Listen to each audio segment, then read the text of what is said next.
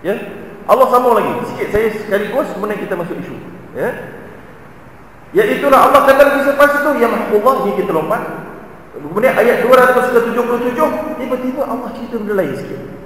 Tadi dua yamhaqullahu riba wa yurbi sadaqat. Yang pertama cerita pasal riba, yang ayat yang ke-276 cerita pasal riba, 277 di tengah-tengah Al-Quran, di tengah-tengah mushafah ni Allah kata innal ladzina amanu wa 'amilus shalihat wa aqamus shalah wa atawuz zakah lahum ajruhum 'inda rabbihim la khaufun 'alaihim wa la hum yahzanun. Adapun orang-orang yang beriman, beramal soleh, mendirikan solat, menunaikan zakat, bagi mereka pahala-pahala di sisi Allah dan tiada takut dan tiada mereka itu duka cita. Apa kaitan munasabah? Kalau tuan-tuan ada di sini yang mengaji tafsir, dia ada munasabat bainal ayatil Quraniyah.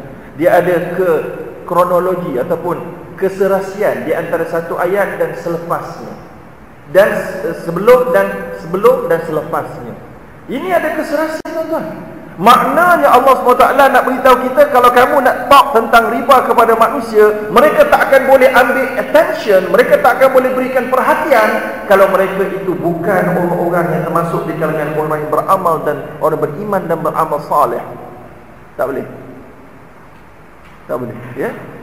Dia lebih kurang macam isu zakat sikit lah. Isu zakat ni, tuan-tuan, kita nak bayar zakat ibadah, tapi nak bayar susah tak? Sebab kena kira.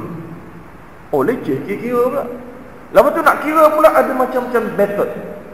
Ada metod aset, ada metod tengok untung, ada nak kena tengok haul lah cukup tak, nak kena catat pula. Aku mula, duit aku ni mula pada 1 Ramadan. Satu, yang ni akaun ni 1 Muharram. Akaun ni 1 Dzulhijjah. Allah pening kepala dia. Ya, lepas tu dah sampai haul, nak tengok cukup nisab tak ni? Cukup tak 85 gram emas punya nilai ni? Kena catat pula lagi, tengok berapa cukup atau tidak. Kemudian kalau ada 5-6 akaun, nak kena kira pula lagi. Itulah dia test namanya. Ujian. Siapa yang betul-betul nak bayar zakat ni, susah. Dia ada double, triple, quadruple ujian. Itulah yang Nabi kata pada Aisyah, "Hauzuki ala qadri nasabik wa nafaqatik." Atau kama qala.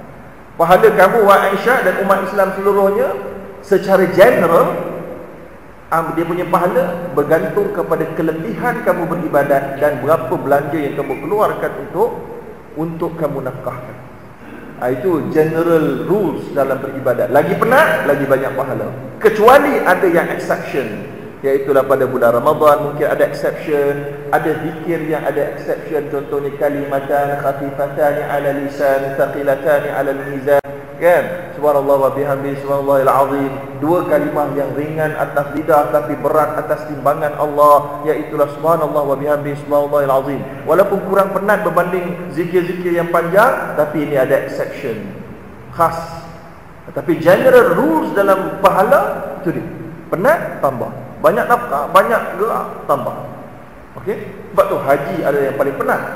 Kita keluar dari rumah khas untuk pergi buat haji dengan duit kita sumbang pagi-pagi ya. Baik. Jadi kita nak sebut di sini, riba pun macam tu juga. Nak menjauhi riba ni, kita kena belajar dan letih buat tu dan confuse. Dan bukan saya yang kata confuse. Imam Ibn Kathir sebut dalam kitabnya Tafsir Ibn Kathir ataupun Tafsir Al-Quranil Azim, sukar bab riba ni adalah bab yang paling aghmad al-masail, iaitulah masalah yang paling grey, yang paling blur sekali. Imam Ibn Kathir, Imam Ash-Shatibi yang mati pada tahun 791 Hijrah dalam kitabnya Al-Iqtisad Al-Muwafaqat juga menyatakan riba adalah antara isu yang paling challenging kepada scholars, kepada para ulama pada zaman kita. Dia kata zaman kita tu zaman dia 700 Hijrah. Zaman kita pun sama juga. Maknanya zaman dia tu belum kompleks sangat lagi jual beli. Belum kompleks. Zaman kita ni lagi kompleks. Maknanya lagi challenging. Sebab tu tuan-tuan jarang dengar ada ustaz yang nak ceramah pasal benda-benda financing ni dekat masjid. Memang bukan di Malaysia saja isu ini. Di seluruh dunia kita kekurangan scholars yang berminat untuk mengkaji dan mendalami isu ini. Dia mengkaji sepis saja. Dia mengkaji sepis sangat mudah untuk jatuh keliru dan silap faham. Correct ya? Ingat Imam Abu Hamid Al-Ghazali yang mati pada tahun 505 Hijrah pun mengatakan perkara yang sama. Perkara inilah dan kita Ihya Ulumuddin ini antara yang paling sukar sekali isu ini. Baik, sekarang kita pergi lagi ayat. Selepas kita tahu ini yang paling sukar, Allah berikan konten yang sangat penting. Ayat yang pertama 275 Allah cerita hukuman. 276 Allah cerita hukuman, iaitu siapa yang makan riba tak ada berkat kehidupan.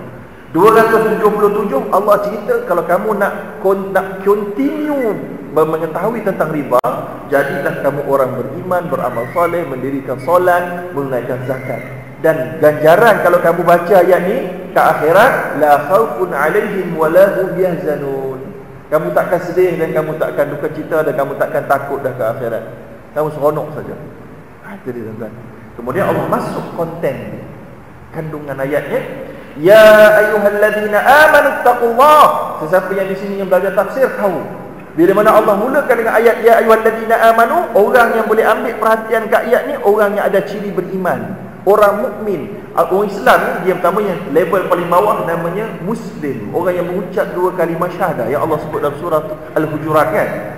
Apa nama tu, qalatil a'rabu amanna. Orang-orang yang jauh daripada bandar, yang orang badui ini, mereka kata kami dah jadi orang mukmin. Kalau maka Allah kata jangan kata kamu beriman dah. Qalu aslamna, kami bawa masuk Islam. Yang kami bawa masuk Islam, bawa muslim. Jadi muslim tu yang paling bawah. Naik level atas namanya mukmin. Lepas tu Allah kata apa? Ya ayyuhalladzina amanu ittaqullah. Bertakwalah kamu kepada Allah. Maknanya mukmin atas sikit mukmin, muttaqin. Naik level atas lagi. Maknanya riba ni kalau kita nak betul-betul risau, muttaqin orang-orang ni. Orang-orang ni ciri orang muttaqin. Contoh terdekat selain daripada Nabi, Umar Al-Khattab radhiyallahu ta'ala. Umar Al-Khattab sebut, di mana dicatatkan dalam Musannaf Ibnu Abi Syaibah, Umar Al-Khattab kata, tarakna tis'ata a'syaril halal makhafata riba. Kami tinggalkan 9/10 daripada pendapatan halal kerana kami sangat takut kepada riba. Itu takwa. Itu bertakwa. Itu orang bertakwa. So jadi ini dia isu dia tuan-tuan. Nak ambil perhatian isu ni sangat-sangat sikit orang. Jadikanlah diri kita di kalangan orang yang mengambil berat isu ini. Okey? Baik, kemudian Allah kata apa lagi? Ittaqullah wa daru ma baqiya min riba. Tinggalkan sisa-sisa saki baki riba. Maknanya 20 sen pun tinggal, 10 sen riba pun tak boleh. In kuntum mu'minin. Allah konkludkan ayat ini dengan Allah kata sekiranya kamu betul-betul orang berimanlah.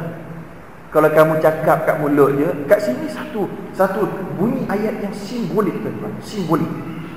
Ayat ini seolah-olah menegur manusia bahawa kadang-kadang kamu berangan kamu mukmin, tapi Allah tak anggap kamu mukmin. Macam itulah maksud dia. Kan?